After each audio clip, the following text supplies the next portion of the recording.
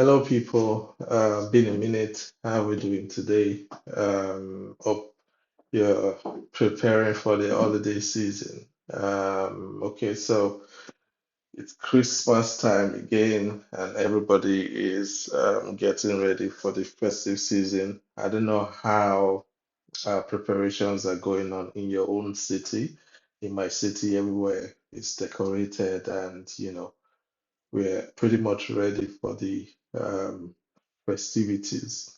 So today I wanted to talk about the essence of having a financial plan. So I know in on this channel we talk mainly about wealth creation, how to create wealth, how to sustain wealth, how to create a financial structure and a system that ensures that you're able to create wealth regardless of your income level and regardless of where you're coming from. And but everything starts with a plan. Most of the time, when you tell people that they need to plan their finances, they look at your word like, what are you talking about? We just spent.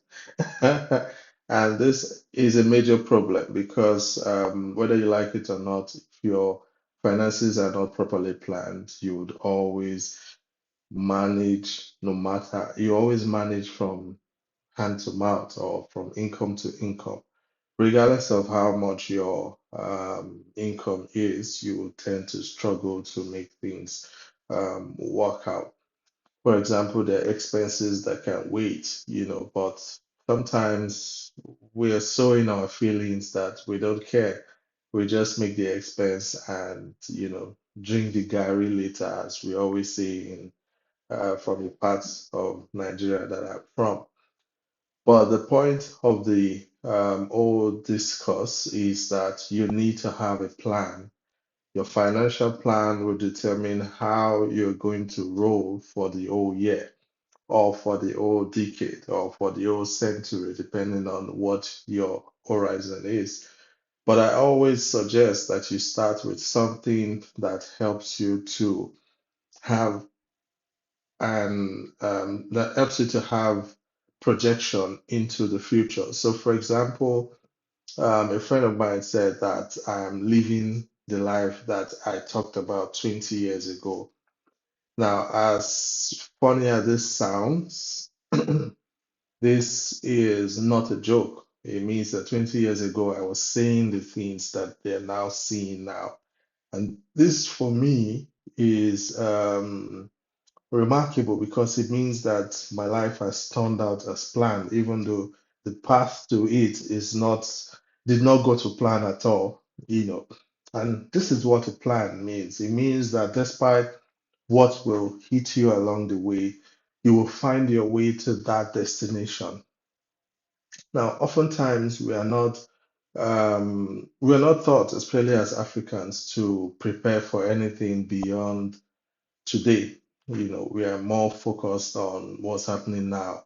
That's why people will be more concerned about who is, seeing them as a non-entity, today, rather than focus on building something that's sustainable. So for me, I'd rather be nobody, but create a legacy that will last long after I'm gone. And that for me is more important than looking big or important to anybody in the moment. And that's why having a plan is essential to everything you're going to do. And I always ask people this simple question: 20 years time, what would you want to be doing?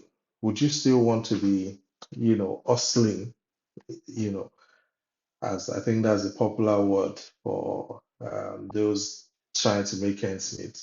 Would you want to be in a place where you are financially free or financially independent, where the work you do does not always determine the quality of your life?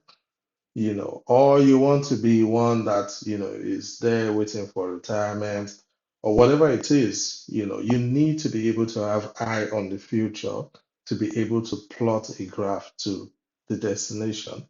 Now, it does not mean that your plan will work according to how you have planned it out. Sometimes it might take a little longer. Sometimes it might take um, a little adjustments here and there. But having one is essential because it then gives you a kick in the back to know what you need to do, who you need to align with, and the kind of knowledge you need to acquire. And all those things come together to set you up for the for you to be able to attain that which you have set out um, to achieve. And that's why, for me, I'm very particular about finances because I've seen what the lack of it has done to the dreams of a lot of people. And I believe that financial freedom, financial independence, financial liberty is key to living out your dreams. Yes, if you're going to, people talk about the difference between Thomas Edison and Nikola Tesla, for example. Nikola Tesla died broke, despite being one of the biggest inventors of his time, if not of all time. And somebody like Thomas Edison, for example, who most of the time copied from what Nikola Tesla was doing, left legacy behind. And you begin to ask yourself, which is more honorable, to of course contribute something to the world and go, and that thing is still useful. That is very important. But you also have to think about the sustainability of what you have put on ground. There has to be benefit to your lineage. There has to be benefit to the legacy that you that you leave behind. I was discussing with someone about an hotel in Japan that's existed since the year 705. That's 1,318 years ago. No matter how you spin it, that is remarkable in every way. But someone said that if one of the offsprings of the founders of that hotel had gone broke at some point and thought, what is this for? And just sold it off, that story will not exist. And that tells you how important the next generations are to whatever it is you're building. If you're thinking only about yourself and now, I don't think you should bother so much about, wanting to create wealth because wealth in itself is about perpetuation. You want to perpetuate something, either a value, a skill, something that transcends time, something that transcends, and you have to ask yourself from the beginning, what am I working at? Which means you have to have a plan. So, what is the plan? So, for example, 2014, what is your financial plan? Do you want to continue to outspend your income, or do you want to cut down on a lot of waste and bring your income under subjection? Or do you want to be using your savings to supplement your lifestyle expenses? These are questions you need to ask yourself because until you have a clear plan, like for example, myself and my mentees have a simple plan that in 2024, we are not going to spend anything above 70% of our income. In fact, some of us are doing 55%, some are doing 60%.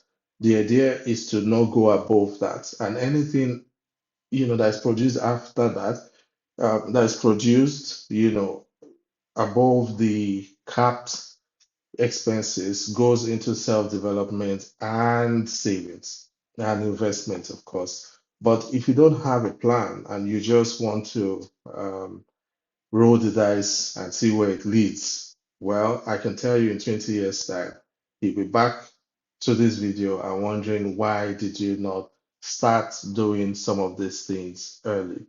Now, the truth is, I always say that one of the most powerful resources in creating wealth and financial freedom and independence is time, not money.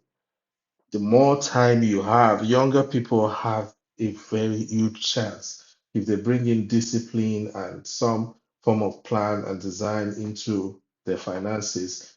they have time to create, you know, a very expansive future.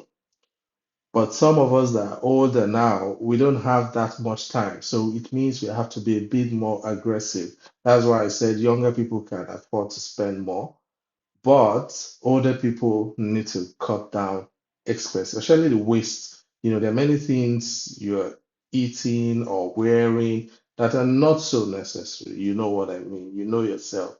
You know. So we'll continue the next video. Have a nice one.